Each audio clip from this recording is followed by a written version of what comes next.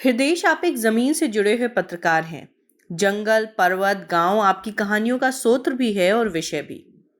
हम पहले आपसे जानना चाहेंगे कि इन कहानियों को खोजने की प्रेरणा आपको कहाँ से मिली। कोई व्यक्ति, कोई जगह या कोई मुद्दा जिसने आपको पर्यावरण पर लिखने के लिए प्रेरित किया। देखिए, आपका जो सवाल है वो मतलब पूरे हिंदुस्तान में और मैं तो कहूँगा कि पूरी दुनिया में उन इलाकों में जहाँ पर ऐसे लोग रहते हैं जिनको संसाधनों की कमी है, जिनके पास बहुत दिक्कतें हैं हर रोज़ के जीने की, लेकिन वो लोग ऐसे इलाके में हैं जो रिसोर्स रिच हैं, जहाँ पर बहुत सारे रिसोर्सेज़ हैं और उन रिसोर्सेज़ पर रहने वाली जनता बहुत गरीब है और अपने अधिकारों के लिए लड़ रही है। तो ऐसी कहानियाँ एक नहीं, आपको हज़ारों मिलेंगी।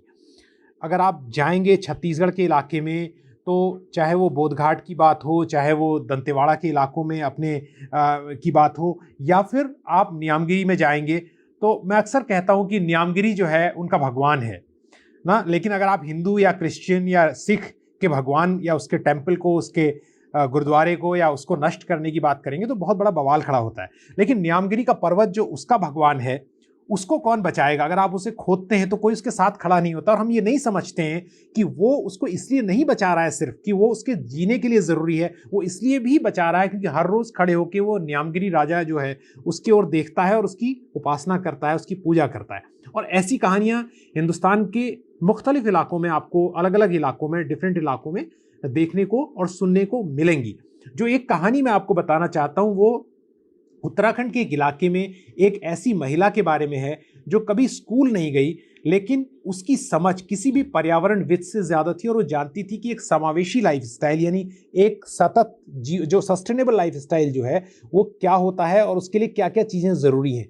ये लोग एक डैम का विरोध कर रहे थे और इनमें से बहुत सारे लोग फौज से रिटायर होकर आए थे और उन्होंने मुझसे कहा कि हमें पता नहीं था कि देश के लिए सरहद पर लड़ने के बाद एक दिन ऐसा भी आएगा कि हमें अपनी ही सरकार से अपने अधिकारों के लिए लड़ना पड़ेगा। ये बहुत ही नुएंस्ड और सबलाइम लाइन है। उसने ऐसे ही कह दी इसको कि मतलब मैंने पहले देश के दुश्मनों से लड़ाई लड़ी, अब मैं अपनी सरकार से अपने लिए लड़ रहा हूँ। उसी तरह सुशीला भंडारी की कहानी है, जिसको जेल में डाल दिया गया बाकी लोगों के साथ, रुद्रप्रयाग के इलाके में। रुद्रप्रयाग डिस्ट्रिक्ट की ये कहानी है उत्तराखंड की।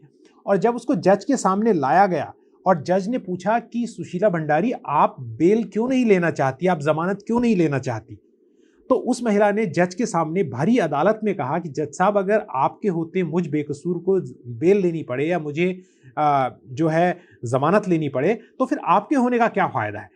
तो ये एक इतना बड़ा स्टेटमेंट था और कि जज को भी लगा कि मतलब उसने उसे शर्मिंदा कर दिया है और उसने उसे तुरंत सारे चार्जेस से बरी किया। और फिर उस महिला के साथ जाके जंगल में मैंने, और वो दूसरे पत्रकारों को भी ले गई होगी जिन्होंने उस इलाके में दौरा किया होगा, उसने मुझे समझाया कि वो, और मुझे समझ में आया कि वो कितनी अच्छी तरह जो जीवन का और नेचर का और प्रकृति का, तरक्की का, डेवलपमेंट का जो वेब है उसको समझती है। वो मुझे बांच के जंगलों में ले गई, उधर आसपास जो ओक फॉरेस्ट है जो पानी को रोकता है। उसने कहा, देखो इन फॉरेस्ट की वजह से हमारा घरों में पानी आता है, हमारे जानवरों को चारा मिलता है, उनको शेल्टर मिलता है, हम लोग को छाया मिलती है, और ये हमको सब कुछ दे रहा है। और उसके बाद आप हमसे सब कुछ छीन के हमसे कहते हो कि आप कहीं और जाओ और जीरो से शुरू करो। और ऐसा भी है, ये उसने नहीं कहा, मैं अपनी ओर से कह रहा हूं कि अगर आप दूसरी जगहों में जाओगे तो these people have been force to migrate, इनको बार बार माइग्रेट होने के लिए फोर्स किया गया। वो अगर दूसरी जगह जाएंगे तो जरूरी नहीं है कि कुछ सालों के बाद उन्हें वहां से नहीं हटाया जाएगा।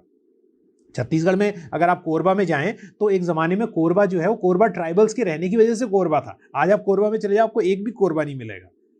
तो ये एक बड़ी अजीब सी बात है। अंबिकापुर में जाओगे, सरगुजा में, तो वहां लोग कहते हैं कि हाथियों ने बड़ा आतंक मचाया है, लेकिन ये भी सच है ना कि हाथियों का जो हैबिटेट है वो आपने पूरा हजम कर दिया है और उनके लिए जगह नहीं छोड़ी है।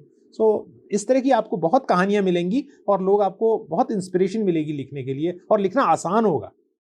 सुशीला भंडारी जैसी बहुत महिलाएं हैं, युवा हैं इस देश के अलग अलग कोनों में, जो लड़ रहे हैं पर्वत, नदियां और जंगलों को बचाने के लिए। पर यही वो लोग हैं जिनको जलवायु परिवर्तन या क्लाइमेट चेंज सबसे ज्यादा प्रभावित करेगा।